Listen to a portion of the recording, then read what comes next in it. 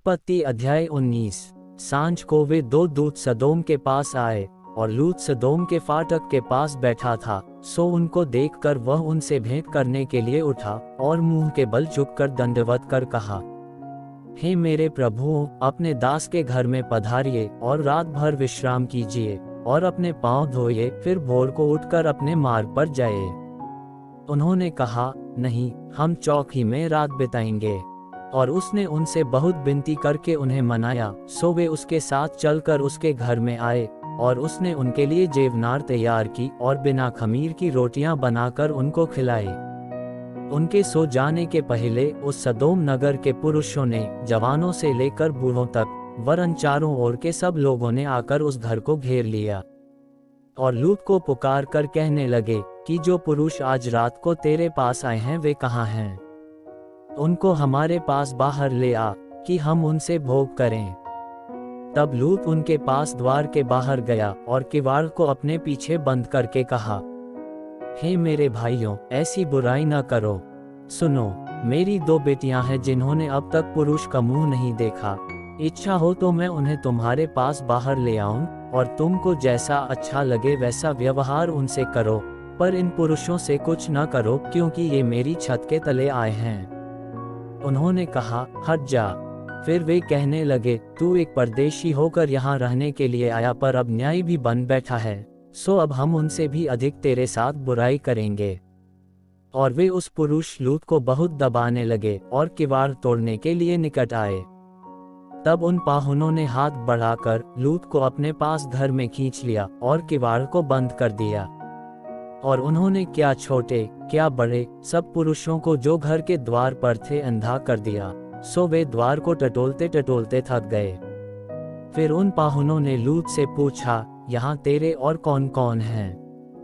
दामाद, बेटे, बेटियां, व नगर में तेरा जो कोई हो, उन सबों को लेकर इस स्थान से निकल जा, क्योंकि हम ये स्थान नाश करने पर हैं, इसलिए कि उसकी चिल्लाहट यहोवा के सम्मुख बढ़ गई है, और यहोवा ने हमें इसका सत्यानाश करने के लिए भेज दिया है। तब लूत ने निकलकर अपने दामादों को, जिनके साथ उसकी बेटियों की सगाई हो गई थी, समझा के कहा, उठो, इस स्थान से निकल चलो, क्योंकि यहोवा इस नगर को नाश किया चाहता है। पर वह अपने दामादों की दृष्टि में ठट्ठा करने हारा सा जान पड़ा। जब पौ फटने लगी, तब दूतों ने लूत से फुर्ती कराई और कहा कि उठ, अपनी पत्नी और दोनों बेटियों को जो यहाँ हैं ले जा, नहीं तो तू भी इस नगर के अधर्म में भस्म हो जाएगा। पर वह विलंब करता रहा। इससे उन पुरुषों ने उसका और उसकी पत्नी और दोनों बेटियों का हाथ पकड़ लिया, क्योंकि यहोवा की दया उस पर थी, और उसको निकालकर नगर के बाहर कर दिया। और ऐसा हुआ कि जब उन्होंने उनको बाहर निकाला, तब उसने कहा, अपना प्राण लेकर भाग जा, पीछे की ओर न ताकना, और तराई भर में न ठहरना, उस पहाड़ पर भाग जाना, नहीं तो तू भी भस्म हो जाएगा। लूत ने उनसे कहा, हे प्रभु, ऐसा न कर। देख, तेरे दास पर तेरी अनुग्रह की दृष्टि हुई है, और तूने इसमें बड़ी कृपा दिखाई कि मेरे प्राण को बचाया है। पर मैं पहाड़ पर भाग नहीं सकता, कहीं ऐसा न हो कि कोई विपत्ति मुझ पर आ पड़े और मैं मर जाऊं। देख, वह नगर ऐसा निकट है कि मैं वहां भाग सकता हूं, और वह छोटा भी है। मुझे वहीं भाग जाने दे, क्या वह छोटा नहीं है? और मेरा प्राण बच जाएगा। उसने उससे कहा, देख, मैंने इस विषय में भी तेरी विनती अंगीकार की है कि जिस नगर की चर्चा तूने की है, उसको मैं नाश न करूंगा। फुर्ती से वहां भाग जा, क्योंकि जब तक तू वहां न पहुंचे तब तक मैं कुछ न कर सकूंगा। इसी कारण उस नगर का नाम सोअ पड़ा। लूत के सोअ के निकट पहुंचते ही सूर्य पृथ्वी पर उदय हुआ। तब यहोवा ने अपनी ओर से सदोम और अमोरा पर आकाश से गंधक और आग बरसाई, और उन नगरों को और संपूर्ण तराई को, और नगरों को और उस संपूर्ण तराई को, और नगरों के सब निवासियों, भूमि की सारी उपज समेत नाश कर दिया। लूत की पत्नी ने जो उसके पीछे थी, दृष्टि फेर के पीछे की ओर देखा, और वह नमक का खंभा बन गई। भोर को इब्राहिम उठकर उस स्थान को गया जहां वह यहोवा के सम्मुख खड़ा था, और सदोम और अमोरा और उस तराई के सारे देश की ओर आंख उठाकर क्या देखा कि उस देश में से धधकती हुई भट्टी का सा धुआं उठ रहा है। और ऐसा हुआ कि जब परमेश्वर ने उस तराई के नगरों को, जिनमें लूत रहता था, उलट पुलट कर नाश किया, तब उसने इब्राहिम को याद करके लूत को उस घटना से बचा लिया। और लूत ने सोअ को छोड़ दिया और पहाड़ पर अपनी दोनों बेटियों समेत रहने लगा, क्योंकि वह सोअ में रहने से डरता था। इसलिए वह और उसकी दोनों बेटियां वहां एक गुफा में रहने लगे।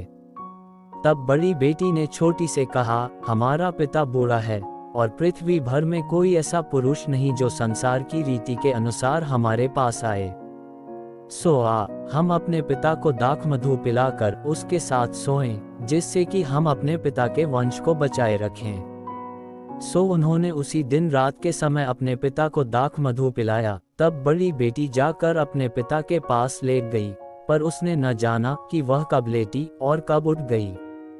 और ऐसा हुआ कि दूसरे दिन बड़ी ने छोटी से कहा, देख, कल रात को मैं अपने पिता के साथ सोई, सो आज भी रात को हम उसको दाख मधु पिलाएं, तब तू जाकर उसके साथ सोना कि हम अपने पिता के द्वारा वंश उत्पन्न करें। सो उन्होंने उस दिन भी रात के समय अपने पिता को दाख मधु पिलाया, और छोटी बेटी जाकर उसके पास लेट गई, पर उसको उसके भी सोने और उठने के समय का ज्ञान न था। इस प्रकार से लूत की दोनों बेटियां अपने पिता से गर्भवती हुई, और बड़ी एक पुत्र जनी और उसका नाम मोआब रखा। वह मोआब नाम जाति का जो आज तक है मूल पिता हुआ। और छोटी भी एक पुत्र जनी और उसका नाम बेनमी रखा। वह अम्मोन वंशियों का जो आज तक है मूल पिता हुआ। परमेश्वर इस वचन के पढ़े और सुने जाने के द्वारा आप सभी को आशीष दे।